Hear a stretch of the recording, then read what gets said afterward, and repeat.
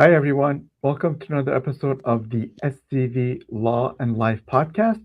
Today's guest, first, I'm Mason Rothschild, your host. Today, our guest is Paul Faust. He's an American entrepreneur and business development leader, best known for as being the president and partner of Primary Wave Media, a company specializing in vanity, toll-free numbers, and branded communication solutions. He's also recognized as a public speaker and advisor on business growth and marketing innovation. Hi, Paul.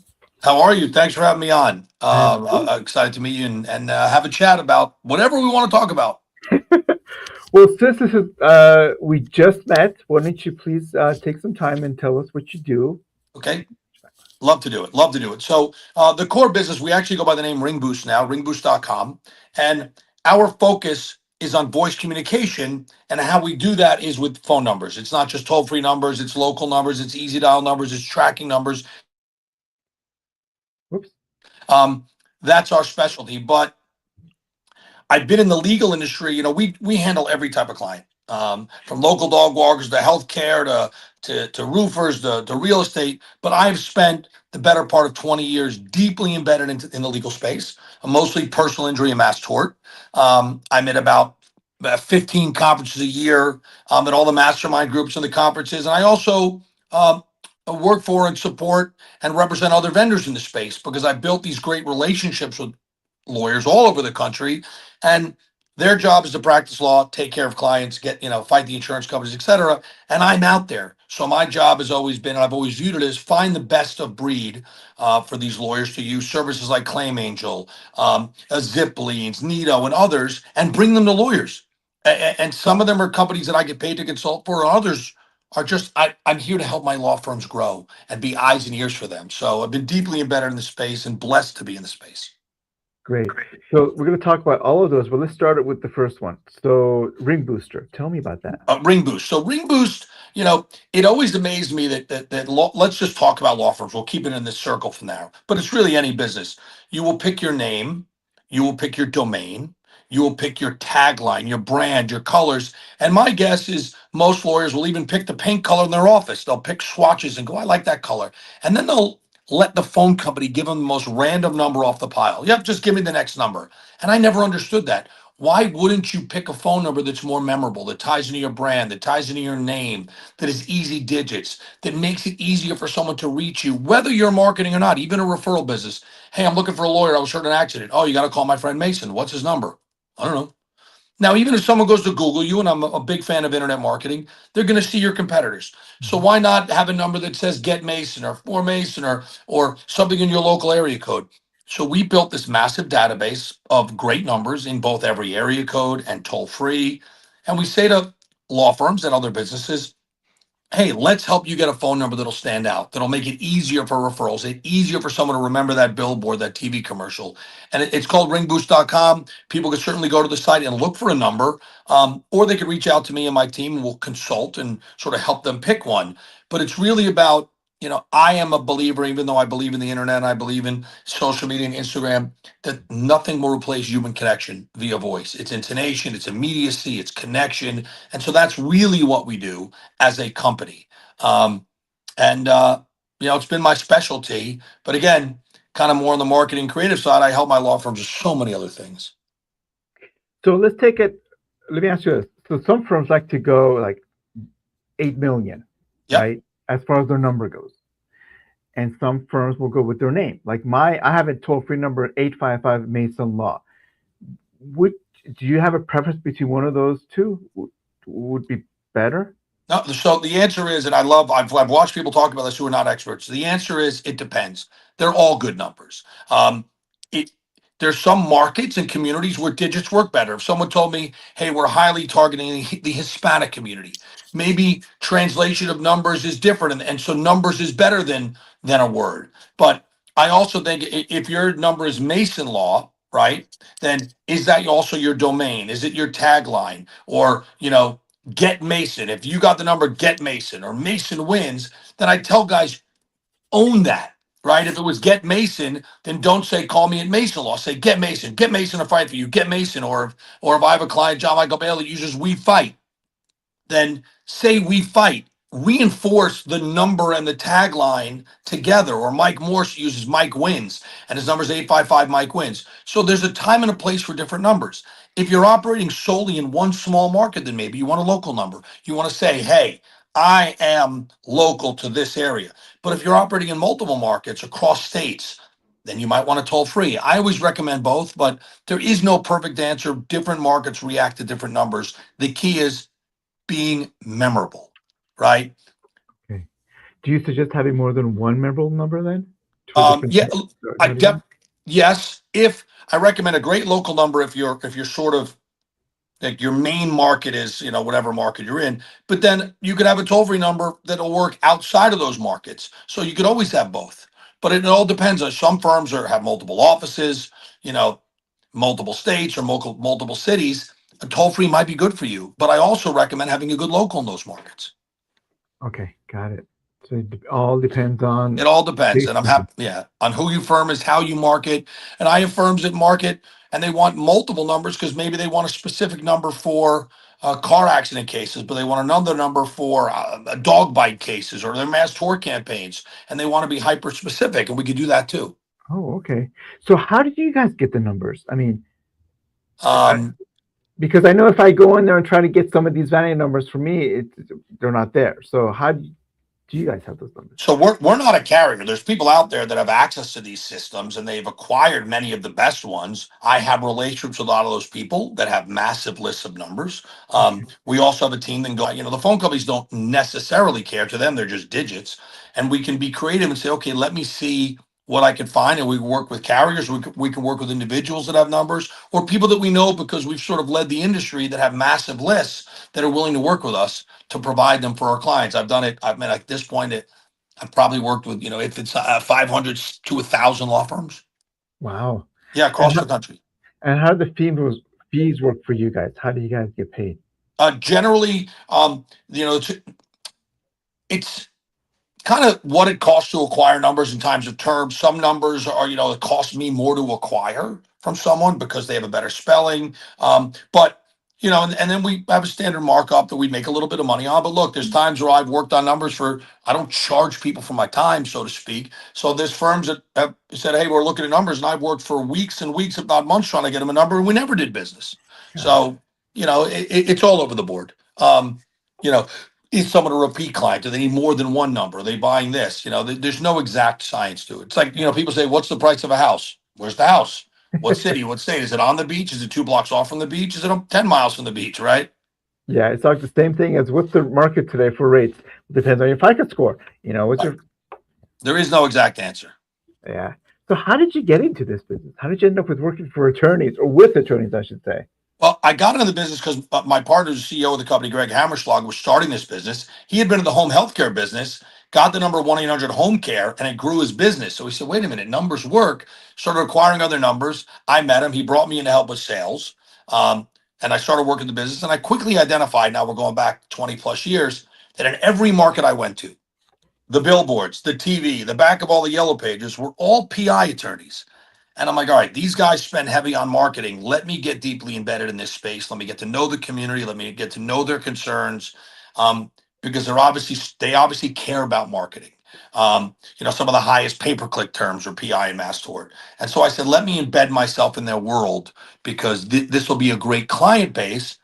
And then when I got embedded in the world, I just met some of my best friends. Most of my best friends are either lawyers or vendors in the space. And I got so infatuated with just the business and the space and all the services, you know, lawyers pay for and get involved in. And then I got more into marketing and helping firms grow by getting them into coaching programs and mastermind programs and finding the best of breed vendors to help, or I like to call them industry partners to help law firms grow. And it just became a sort of my life for the past 20 plus years. And I expect geographic doesn't matter for you anywhere in the United States. Anywhere in the U.S. Interestingly enough, yes, it's the same business, personal injury or mass tort, but different markets have different issues. Some have different types of cases, different clientele base, but it's all sort of the same. We are trying to find people who have been hurt. And another thing that people don't understand in marketing for law firms is everybody thinks they're competing with the other law firms in their market. And in one sense, you are, but you're also competing for all of the people that don't hire a lawyer. that just accept insurance company settlement because they think the insurance company is their fan and their friend, and they say, oh, we'll take care of you. So we want to get those people to say, no, wait a minute, you should talk to an attorney, talk to someone who knows this process and knows what they're going to try and do for you to get you the most value out of your cases. But yeah, it doesn't matter across every geography. There is a need. Got it. So tell us how people can get a hold of you if they wanted to go the Ring Boost route. They could certainly go to the website, which is ringboost.com. They can email me at paul@ringboost.com. They can call me at 914-200-0013. You could find me at conferences. Again, I'm at most or a lot of the big ones, 15 to 20 a year. And if there's one that you have or that you know about, reach out to me. I'd love to attend. But you can find me on social media. My Instagram handle is at Cool Guy Paul Faust. That was my character's name on The Office. I don't care how you want to reach me. Call me, text me, email me. Let me know how I can help. And I've said this to every lawyer in the business. You're a lawyer. Write up a contract that you will never buy from me. I will sign it. Still call me for help. I believe in this industry. I care about this industry. And I believe a rising tide lifts all boats. I'm here to help lawyers. If I help you grow, it helps other vendors in the space. It helps other clients and it works. So I'm available. I have lawyers that I talk to every week that I've never done business with. They're calling me to say, what conference should I go to? What case management software should I use? What mass tort should I invest in? Hey, do you know how to do a good marketing piece? I am here to be an industry advocate because I care about this industry. Uh, so before we get into that, I have to go back to what you just said about your character. I'm gonna have to Yeah. ask you about it. So tell me Yeah. about that. So, look, I've been an actor my whole life. I was in a performing arts group in high school. Almost dropped out of college to do it. Determined that I didn't have the dedication that most actors do to bartend, drive a cab, waitress, or sleep in a car. So I went and pursued the business route. But now that I have my businesses. Now I can pursue my passion. This one was more. I have relatives who were affiliated with the show, co-creators and producers and actors, and I was in LA on business. They asked me to come to the set, or no, I asked if I can go to the set because I was a fan of The Office. I went to the set, met everybody, and when I met the writers, told them a little bit about me and one of my businesses. And then when I walked out, BJ Novak said, that guy's going to be a character on the show. Wrote a part based on me, and the day before they shot, they couldn't find an actor to play me, so they asked me if I would audition to play myself. Only in Hollywood. I got let behind the curtain on one of the greatest shows on television. It was an honor to do, and now I've done. Now I'm doing about 4 or 5 films a year. I just did a show called Alley Boy that we're going to try and pitch. I have a movie coming out called Patch, and I'm working on more and more. So it's sort of I don't golf, I don't fish, I don't paint, I don't sail. It's my hobby. I love being around creative people and telling story. Ah, And interesting enough, the first movie that I produced 90% of my investors were personal injury lawyers that I know from the space. They're all like, yeah, we want to be involved. Some appeared in the movie, some we had character names. One lawyer's daughter worked on the set because she wanted to go to film school. So it's been great to be able to mix my passions. wow, that's awesome. I've watched a few episodes of The Office, not a whole lot, so I have to figure out which Me ones you too. I okay. haven't watched them all. Okay, so as far as your films, where can people find your films? My films, so the ones we're doing, Patch, which we won 5 best film, 3 best actors, is going to be up on all the platforms soon. We have a premiere, so it's not out yet.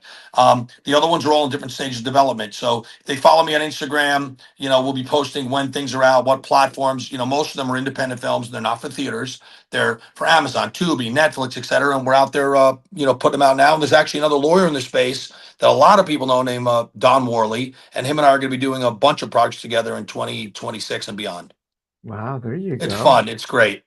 And if anybody's interested in the space, come join us. We're actually, we're raising a small amount of money to do these 5 films. And I've had a bunch of lawyers say, I want in, I want in, I want in, because you can come be in it. We can name a character after you. We could drop your law firm's name. It's fun. It's a great way. Look, I love all the social media lawyers do, but not many people care about the 7 things to do if you're in a car accident. It's just how much do they care? But post that you're on set. Hey, I'm on set with Paul Faust, and he's playing me. He's playing a character, Mason. Mason. You can get to have fun with it. It builds your social media. It builds your story, and it's fun, and that will lead to other business. So if anyone's interested, reach out. Okay, okay, that sounds great.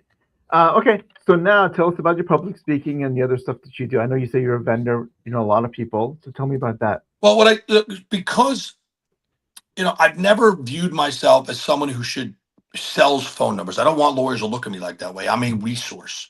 And I know a lot of great industry vendors who provide services to lawyers. So I've spent the better part of 5, 6 years connecting lawyers with the best of breed services. I just got off a call with one of them called Claim Angel. Claim Angel has built the greatest platform for pre-settlement funding. Most of the pre-settlement funding companies out in the market are charging ridiculous rates. It's unfair to clients, right?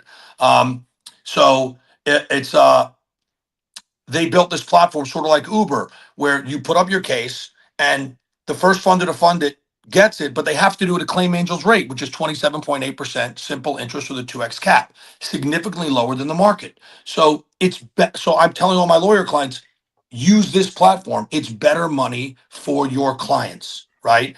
It gets them more money at the end, and it's actually the only ethical solution because you as a lawyer have a fiduciary and ethical responsibility to the lowest rates you know about. So that's a great company. And what's great about Claim Angel is you don't have to buy anything. You're not signing up. You're not signing a contract. You're just using this platform.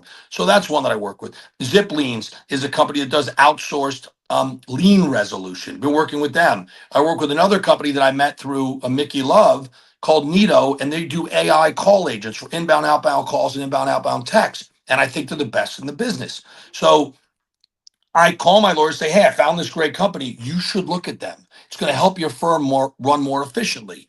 Or firms, look, I think one of the number one signs of a successful firm is a firm that's in a coaching program, a mastermind program. If you look at the biggest firms in markets, they all have coaches and masterminds. People who have been there, done that, help organize numbers and process and systems. And there's great ones like Mike Morse's Fireproof or Accelerate or Ken Hardison's Pilma. So I'll talk to lawyers, say, tell me, don't worry about what I sell. Tell me about what your problems are and let me guide you. Hey, you should be at this conference. There's great conferences in the industry, but there's different conferences for different purposes. Are you trying to send trial lawyers? Or you're trying to send marketers? Are you trying to send the CEO? Is it your intake? So I like to be viewed as a resource in the industry to sort of, guide people. And then business comes back around to me and it's awesome. I love it. Do you see a trend coming up as far as how were we going? Oh, I see. It's not a trend. I see a perfect storm hitting the market. And one of the quotes that I tell everybody, and it actually comes from my martial arts instructor, Mike Lee Kanarick, is a tree with strong roots doesn't fear the storm. Okay. If you have strong roots, we have a storm coming in this industry. Right. And it's maybe a three-pronged approach, almost like the perfect storm. What do I mean by that? We have unlimited capital coming into the space, right? We have, because of ABSs and non-lawyer ownership of law firms, et cetera, private equity is looking at our space going, oh my God, look at the returns here. Look at look how much money these guys are making. Look at the returns on a case. So we have unlimited amounts of capital coming into the space. That's, you know, both promising and scary. It's scary because they can outspend people when it comes to pay-per-click and billboards and TV and paying salaries. And that's happening across the country. We have firms going national. We have big brands coming out that are going, whether it be your John Morgan or Top Dog or others that are expanding into multiple markets. We have the advent of AI, which is coming into the space, which is doing a lot of services that were typically done by lawyers or paralegals, demand letters, research, pulling medical records. We see all that coming in. And at the same time, we also see technology in cars and advancement like your Waymos and others with autonomous driving and maybe no drivers and technology so cars don't collide. So there's a lot of stuff going on in the industry at the same time. And I think firms have to, you could bury your head in the sand and say, no, nothing's going to happen to me. I'm good. Or you could just prepare for it. You could start looking at it and saying, okay, I understand the money's coming in. AI is changing things. There's this. Where could I adapt? Where could I adjust? And where could I grow? And where can I build my brand to protect myself from some of these things? Okay, two things. Number one is I don't think in California you're allowed to still uh, invest or work with a law firm unless you're an attorney. Is that different? Yeah, what I've heard, again, I'm not an expert on ABSs, but there's some states that are starting to fight back against this concept. But I've also believed that, I'm kind of one of those believers that you can't put toothpaste back in a tube. And people will find a way, whether it be through separate entities, MSOs, master service organizations, and firms. Like, they've opened the door. There's people in it already. There's billions of dollars coming in. So we actually have to learn how to work with it and how firms can profit from it and make money and turn to these people for sources of capital. It costs a lot of money to run a law firm and a lot of money to market. So we just, what I'd recommend firms do is start showing up at these conferences that are talking about MSOs and ABSs and outside capital. Start learning where the opportunities are and where they're not, and how to protect yourself from making the wrong decision and putting your bar card at risk. Yeah, God, I hope they don't allow that to happen. I mean, I don't want private non-attorneys being involved in what we do. Yeah, That is a bad idea. It's just, to me, it sounds like when the Supreme Court just allowed gambling to go across line, and now everybody and their mother is gambling on footballs and everything else. I think it's a bad idea. It's look, going to create a lot of problems. here's what I don't disagree with you.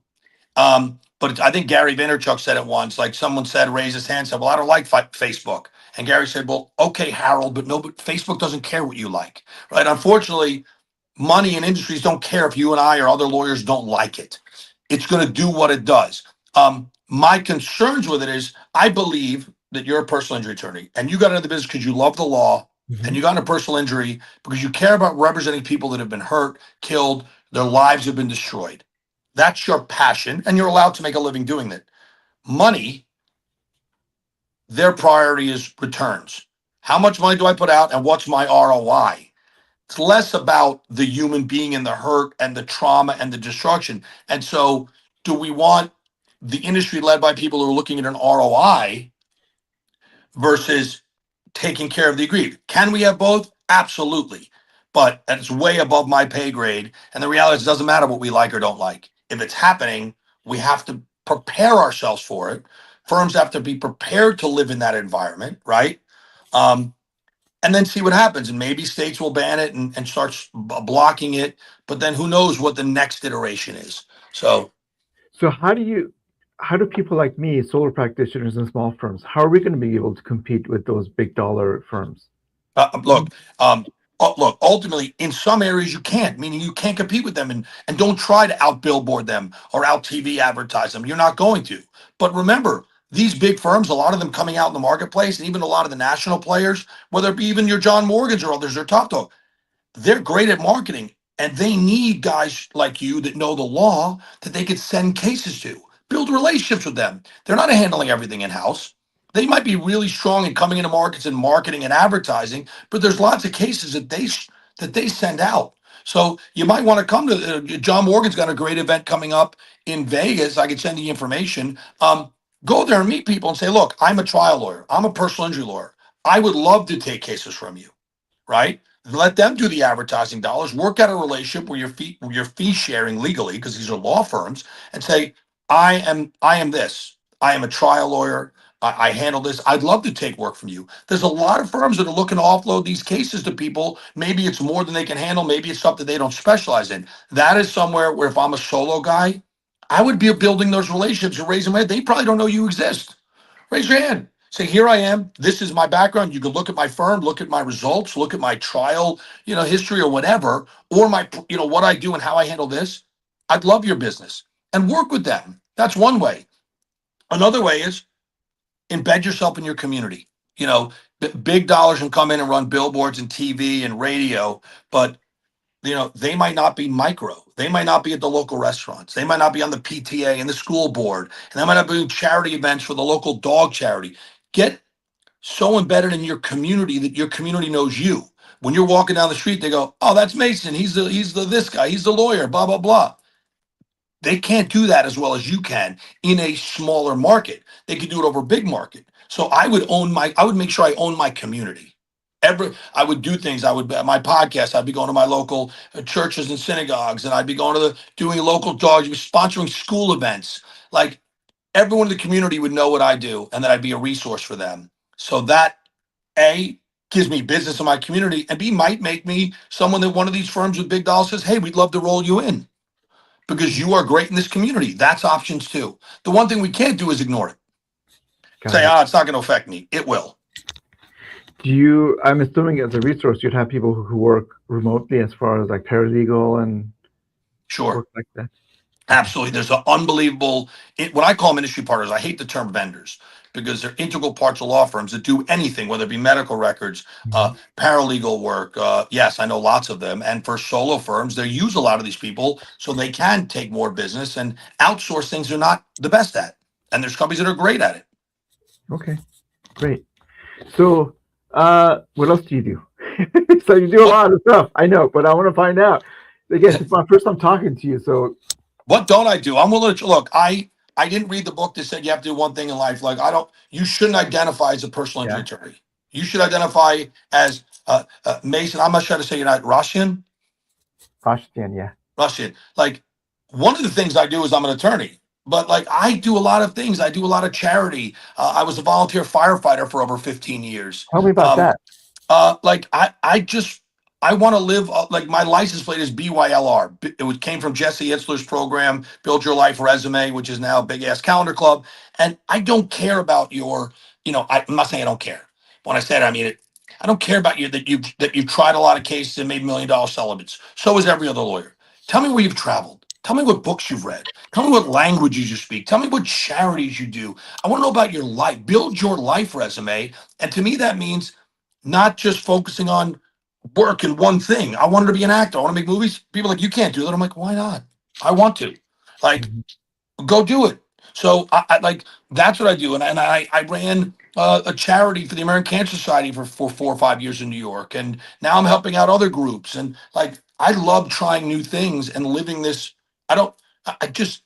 I think the model's broken where people I work Monday to Friday all day long doing this one thing, head down, and then hopefully have a couple hours on the weekend to enjoy life. No, go do it now. We're not guaranteed tomorrow. So if you want to go hike a mountain, go hike a mountain. It would with technology and cell phones, unless you're in court, you could do a mediation or a deposition from a ski cabin. Put up a fake background so no one knows you're on a chairlift. I was just in Key West with some lawyers and other industry partners, and there was plenty of meetings going on and mediations and talk from. But then when it was done, we were able to go out and do some fishing. So I what do I do? What don't I do? I Yeah, train so martial arts. I make movies. I love yeah, I try to live a life for a living, if that makes sense. yeah. So tell about the martial arts. What do you which one is it? So I do Israeli martial arts. I did what was called Krav Maga for many Oh, years, but now I my instructor he's adapted it and he's created his own style called Haganah. So he took the best parts of Krav Maga that he liked and then brought in his own striking, which is Muay Thai, and his own weapon systems, knives and guns. And so he's created his own system called Haganah. His name's Mike Lee Kinerick. And so I train a lot of that, but I've also done some other boxing. But to me, again, it's not to fight. I right. just find it fascinating. Some people practice jujitsu because it's fascinating. They're not. I don't know one person who's a friend of mine that practices jujitsu or martial arts that goes out, gets in fights. It's knowledge. It's learning. It's Right. I did Krav Maga years ago for about a year. Oh my where. God, it's intense. Out here in Santa Clarita, Okay. Yep. um, oh my God, it's intense. Holy moly. I would come home, my knuckles would be bloodied, my face would be white. My wife would say, what the hell are you Yeah. doing over there? It's funny because I joke about it. I also play softball, still play competitive softball, but I play in a co-ed league. But through my 56 now, I have dislocated my shoulder, broken my wrist, um, torn my ankle, bloody noses, black eyes, every single one of them from softball. No serious injuries from my martial arts. If you train with the right people, you get knocked up a little bit, of bruise, you get hit by accident, but it's just to me, it's the only time I'm not stressed. I love to just get the release and learn and train and help stay in shape. I'm on decline maintenance at this point in my life. So dude, I'm 57, so we're about the same age. How come you have so much more energy than I do? I can tell you why. You know why? Tell me. You're not going to believe the answer. I'll bet you it's because you speak wrong. Most people I know, and they go, man, Paul, I'm so tired. I'm so tired. How come you're not tired? I'm like, because you keep saying you're tired. Your um, spoken word, okay, is what dictates your life. Your brain doesn't know sarcasm. Your brain's a computer. It takes the inputs you give it. So if you say, I'm tired, your brain goes, oh, he said, I'm tired. I should start shutting down. Oh, I'm really tired. Oh, I'm really tired. Don't say you're tired. Somebody asks you how you're doing, say, I'm outstanding. So I learned this lesson. So this group I told you about with Jesse Itzler, Build Your Life Resume, Big S calendar club, he had a coach that he brought in, and I did the same exact lesson Jesse did. Um, I used to run 3 miles. I could not run more than 3 miles. Like the first half mile, I was dying, and then my lungs got into it. By mile 2, I was getting exhausted. 2.5, I'm almost dead. 3, I would fall across the 3 mile line and couldn't breathe. You needed a defibrillator. Then I listened to one of the coaches that Jesse brought in, Chad Wright, a retired Navy SEAL. And Jesse had the same issue where he couldn't run a certain. I listened to one lecture that they talked about this story. 3 weeks later, I went out and I ran a half marathon. And the only reason I stopped was because my daughter really needed a ride. So I ran over 13 miles. And the only thing I did differently is I was talking to myself wrong. I was saying I'm a 3 mile runner. So my brain was shutting me down at 3 miles because I had told it that. So now I went running, and every time I saw someone, I'm like, I feel outstanding. I'm a machine. I don't get tired. It's really weird. I don't get tired. I'm a machine. I feel outstanding. And I kept running. So then the lesson there is, if I was under indexing my run by 4x, where else am I under indexing my life? Is it um, friendships, business, relationships, charity? How you speak. Your tongue is your rudder. Watch how you speak. And there's simple lessons. Again, this took 8 to 10 years of fighting massive anxiety and panic attacks to say, I have to think of another way. And once I learned it, and you start speaking it, you get happy. You'll have more energy. You'll sleep less. I don't take sick days. I don't think I've ever had a sick day because I don't speak it. And people are, how do I get started? How do I get started? I say, here's the first one. Try this. And then you and I will talk later. For the next 30 days, start tonight. Before you go to bed tonight, say out loud 3 things today that you are grateful for, and don't think them. Say it out loud. The power of the spoken word. So I will say, I am grateful that I was invited on this podcast. I'm at Mason, great single man, Lord. Hopefully, build a relationship with them. That I am grateful today that my pool's almost done in the backyard. That speak 3 things from today that you are grateful for, and watch how you rewire your brain to be more grateful. You will start being. You will actually create new synapses in your brain. You will be more grateful. You will stop seeing the negative. So, and this is something anyone could do. It doesn't cost money. So I have this energy because I'm excited. I can't wait to wake up. I'm like, yeah, I got another one. And these are all lessons I've learned. A lot of it from the coaching program of Jesse Itzler. It changed my life. Wow. So, we already know about your acting, which is your hobby. What else do you like to do besides, martial arts and other stuff that you do? Is there any other hobby that you do? My kids and my family, love. I have 2 kids, but I also want to tell me a little about you, at least. I mean, I know this is your podcast listeners, but tell me. You said you're single at Ben. You're a personal injury. Is that all you do? That's all I do. I've been this for 28 years. Wow, I started as a defense attorney for the first 9 years, and I opened my office 20 years ago. good for you. That's awesome. Yeah. And what else do you do besides personal injury attorney? I know you tried Krav Maga for a year. Well, we do like to travel. We're getting to it more and more. So every year Love we it. go to Hawaii at least once or twice a year. To Maui's my Hawaii. place. Yeah, Maui's my place. Love going to England. Did that a couple years ago. We want to go to Scotland at some point in the next couple of years. It's interesting. When I travel, I want to see everything, so I hate going to the same place twice. Not because I haven't found a place that I love, but there's so much of the world I want to see. And I encourage people, if there's somewhere you want to see, go do it right Mhm. now. We're not guaranteed about tomorrow. Yeah, I don't I have a very interesting relationship with time where I've learned to think about it differently and pay attention to how many times I have left. I'm 56, and I'll give you an example. Let's just say that I love hiking a real solid mountain. That's my hobby. I could probably do that once a year, right? Maybe twice if I'm lucky with vacations where I can go to a great mountain and hike a real mountain, right? Okay, I'm 56. Let's say that my knees and my back and my body will allow me to do that till I'm 66. Before, it's harder to do that stuff. Well, that's 10 years. And if I get 2 a year in, that's 20 more times. right. When you start thinking about things in times, it puts a lot in perspective. So you could bet you when I go on that hike, I'm enjoying that hike. I'm not calling the office. I am going to live and be present on that hike because now after this one, I got 19 more. And I Right. put a lot of my things in my life, seeing my friends, seeing my family, into that perspective of time. Makes you more appreciative of those moments. I know. I don't want to be the guy who counts summers, how many summers I might have, but I know exactly what you mean. Yeah. You know, you have to just, you don't want to count summers, but you have to be aware. So, you know, if you go see your parents, you only see your parents once a year and your parents are in their 80s, you might have 10 times left. So when you go see your parents, don't watch TV. Don't be on the phone. Um, Enjoy those moments. That's why when I go to conferences, like I don't know if I'm going to see people again, so I want to spend every moment with people. I'm just aware of that, and Mhm. it wasn't an epiphany. It was years of thinking about living life differently and thinking Right. differently and acting differently because I was battling, you know, anxiety and whether I was doing things right, and then it became like, wow. Once the light switch went off, I'm like, man, this world's great. There you go. So like sports, do you like sports? I like playing sports. I'm not as big a fan of watching them. I mean, I'll watch them to hang out with, you know, the fellas and, you know, but I like, you know, I play softball, you know, tennis, pickleball, you know, martial arts. You know, growing up, I played soccer and other things, but there's nothing I won't do. If someone says, hey, we're going to go try highlight, I'll try anything. But do you have a favorite sports team that you follow? Uh, No, like when I was in New York, you know, obviously I was a Yankees fan. But now that I live down here, I think the only team I watch a little bit more is the Panthers because I live in Florida now and it was close to my house. So I used to go to games and they won the Stanley Cup twice. So it's hard not to get into them. But no, I'm not a diehard of any team. I It's funny, I could watch a football game between Western Mississippi Art College and North Dakota Technical Institute. And if I put $25 bet on the game, I get yelled. I'm mad at these college kids when they jump off sides. Like, so I don't really care, but it just makes it fun to watch. If you put $20 on the game, then I'm Uh-huh. yelling at people for making a bad call. Like, why didn't you run? Meanwhile, I've never played organized football in my life, but now all of a sudden I'm coaching.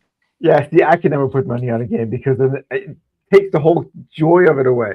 Even, I used to do fantasy football and I stopped because for one thing, it is really hard, fantasy football compared to the other ones. But then number two is then you get players who are getting against your team that you like. So it's like, okay, who do I root for? Who My do team I? or yeah.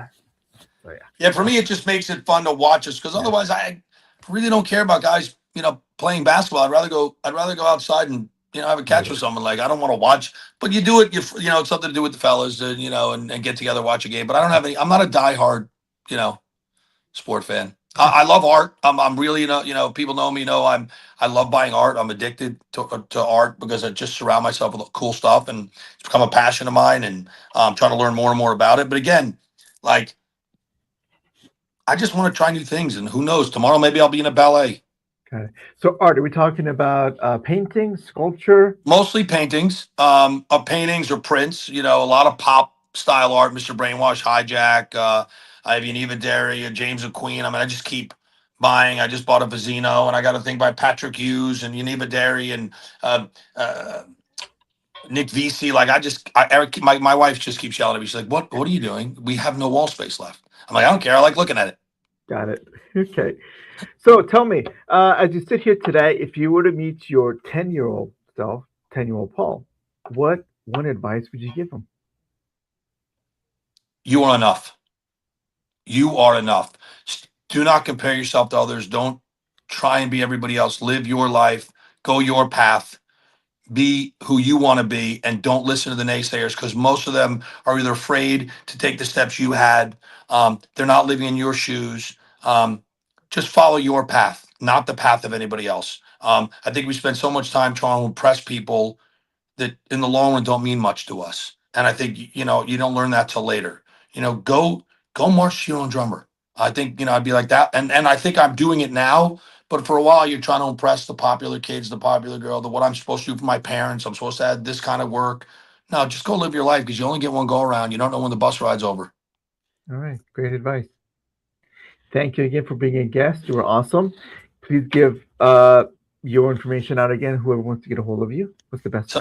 name's Paul Faust. You can email me at paul@ringboost.com. Call me 914-200-0113. 13 is my lucky number. Instagram at cool guy Paul Faust. Reach out to Mason to find me.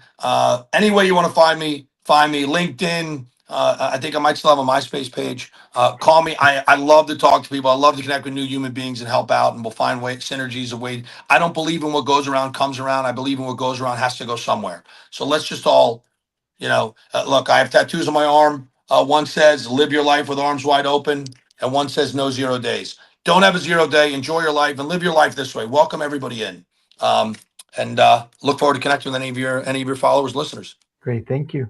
And for those of you who are watching, if you like, please follow us on Instagram and our channel. Thank you so much. Nice talking to you, Paul. Thanks, Mace.